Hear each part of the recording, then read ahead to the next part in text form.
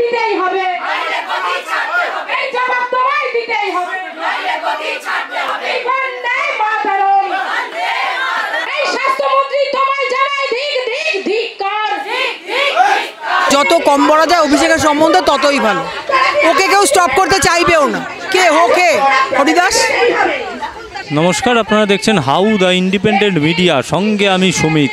আর আজকে যে ধর্ণা মঞ্চ ভারতীয় জনতা মহিলা মোর্চার পক্ষ থেকে একেবারে গান্ধী মূর্তির পাদদেশে করা হয়েছে, সেই গান্ধী মূর্তির পাদদেশেই কিন্তু আমরা রয়েছি। মঞ্চ ভরে গিয়েছে মহিলা মোর্চার পক্ষ থেকে যে ধরনের প্রতিবাদ, একেবারে স্পেসিফিক যে পশ্চিমবঙ্গের কাটমানি ও মহিলা সুরক্ষার জন্য যে ধর্ণা মঞ্চ করা হয়েছে, সেই ধর্ণা মঞ্চে কিন্তু আজকে পরিষ্কার দেখা যাচ্ছে বিপুল সংখ্যক মহিলা এখানে উপস্থিত আছে। সোনালী গুহ উপস্থিত আছে, মাহফুজা খাতুন এবং রাজ্য মহিলা মোর্চার যিনি সভাপতি তিনি ফাল্গুনী পাত্র, তেনার নেতৃত্বেই কিন্তু এই ধর্ণা মঞ্চ করা হয়েছে। দিল্লিতে পৌঁছে গেছে তৃণমূল, কিসের জন্য? 100 দিনের টাকা আদায় করতে দাবিতে। 100 দিনের টাকা দেওয়া হচ্ছে না, কেন্দ্র বঞ্চনা করছে, এটা একটা বেসিক অভিযোগ। তার জন্য তারা দিল্লি গেছে। তারই কি পাল্টা কলকাতায় গান্ধী মূর্তির পাদদেশে বসতে হলো? দেখুন, একটা ক্ষেত্রীয় দলের সঙ্গে একটা ন্যাশনাল পার্টির তুলনা করা যায় না। আমরা কোনোদিন তাদের সঙ্গে না তুলনা করেছি, না তাদের পাল্টা আমরা দেওয়ার চেষ্টাও কোনোদিন দেখেছি।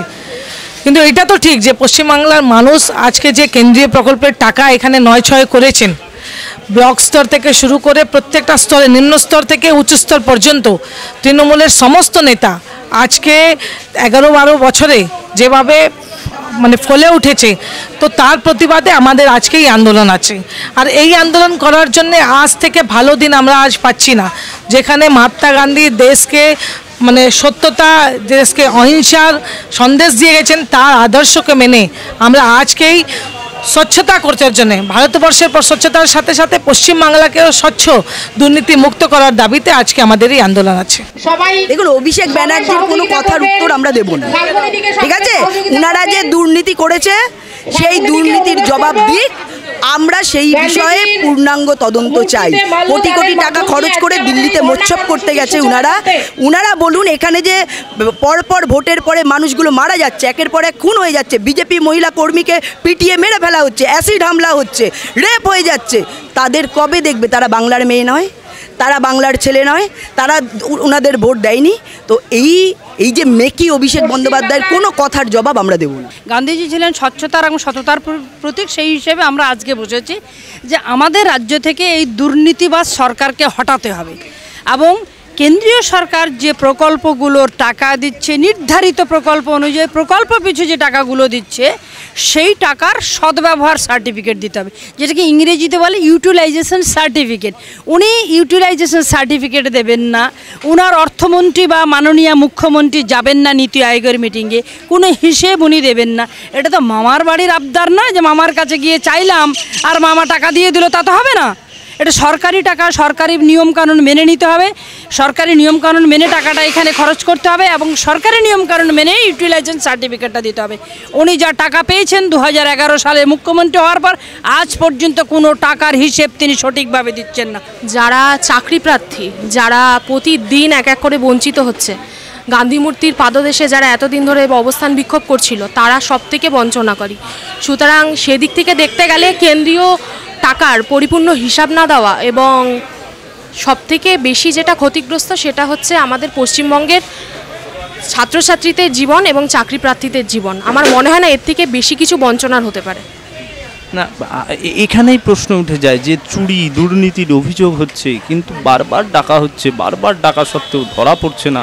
বিষয়টা এরকম হচ্ছে কি? তাহলে কি দিল্লির সঙ্গে মোদিজির আর মমতাদির একটা সেটিংয়ের গন্ধ পাওয়া যায়? না না, দেখুন, সেটিং যারা বলে তারা চূড়ান্ত করি সিপিএমের যারা বিরোধীরা আছে, সিপিএম বিরোধী, এরা সেটিং বলে, কিন্তু কথাটা সেরকম নয়। কথাটা সব কিছুরই তো একটা সময়, এক্স্যাক্ট সময় বা প্রপার সময় রয়েছে। তো সময়ের শুধুমাত্র অপেক্ষা, এই সময়ের অপেক্ষায়, সময়ের প্রতীক্ষান একদিন হবেই এবং তার অপেক্ষাতেই আমরা আজকে গান্ধী মূর্তির পাদদেশে আমরা অবস্থান বিক্ষোভ করছি এবং করব।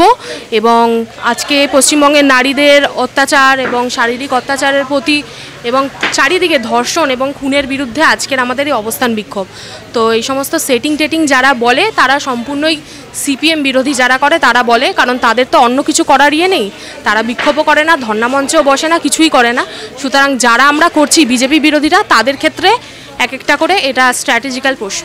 আজকে মোদিজি যেখানে ইউপিএ সরকার কংগ্রেসের আবাস যোজনার জন্য 4,600 কোটি টাকা দিয়েছিলেন, মোদিজি প্রধানমন্ত্রী আবাস যোজনায় 9 বছরে 30,000 কোটি টাকা দিয়েছে। এখন অব্দি কেন বাড়ি হয়নি? 50 লক্ষ বাড়ি হয়ে গেছে দেখিয়ে পিসির সরকার টাকা তুলে নিয়েছে, কোন গরিব মানুষ বাড়ি পায়নি। 3 তলা পাকা বাড়ি যাবে, তৃণমূলের নেতা শৌচালয় দেখিয়ে, গোয়াল ঘর দেখিয়ে, রান্নাঘর দেখিয়ে 1,25,000 টাকা করে ছেড়ে দিয়েছে, চুরি করেছে। সাধারণ মানুষ টাকা পাননি। আমরা এর তদন্ত চাই। তাহলে তৃণমূলের যে অভিযোগ কেন্দ্রীয় বঞ্চনা, এগুলো কি মানে শুধুই রাজনৈতিক বক্তব্য নাকি এর ভিতরে কোনো সার্ব? না, 100% রাজনৈতিক বক্তব্য আছে, কারণ বারবার কেন্দ্র সরকার তাদেরকে বলেছেন যে আপনারা যে টাকা নিয়েছেন তার হিসাব দিন। কেন্দ্রীয় মন্ত্রী গিরিরাজ সিং বারবার বলেছেন আপনাদের যে টাকা আছে আপনি পেয়েছেন তার হিসাব দিন আর আগামী দিনের জন্য টাকাটা নিয়ে যান।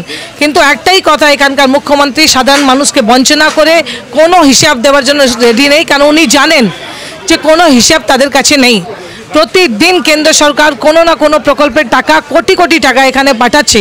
কালকেও আপনারা দেখেছেন 900 কোটি টাকা উপরে জল জীবন মিশনে পাস হয়েছে।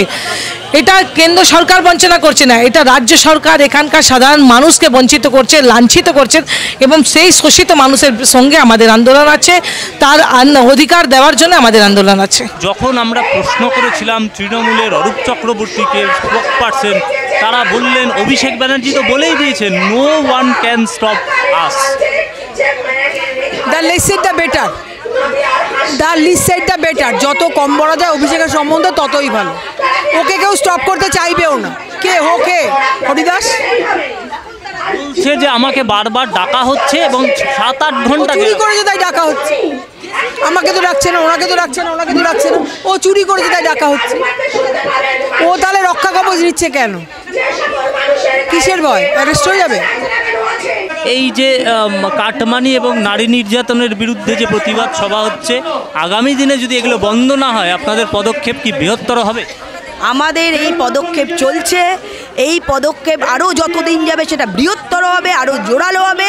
দরকার হলে আমরা মুখ্যমন্ত্রীর বাড়ি ঘেরাও করব, আমরা নবান্ন ঘেরাও করব, এবং এই চুরির বিরুদ্ধে আমরা এখানে লড়াই করব।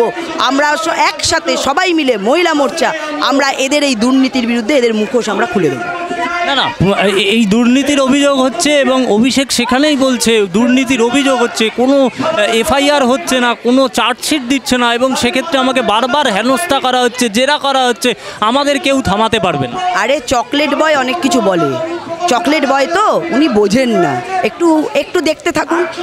উনার তো এই যে লিপস অ্যান্ড বাউন্স, উনি থেকে উনার পরিবার আজকে সবাই ওখানকার মালিক। হরিশ চ্যাটার্জি স্ট্রিট, হরিশ মুখার্জি স্ট্রিট, কালীঘাট, চারিদিকে প্লটের প্লট জমি কেনা।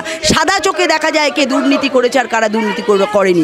একটু ওয়েট, একটু সবুরে মেও ফলে, একটু ওয়েট করতে বলেন, চকলেট বয় দেখতে পাবেন আগামী দিনে কী হয়।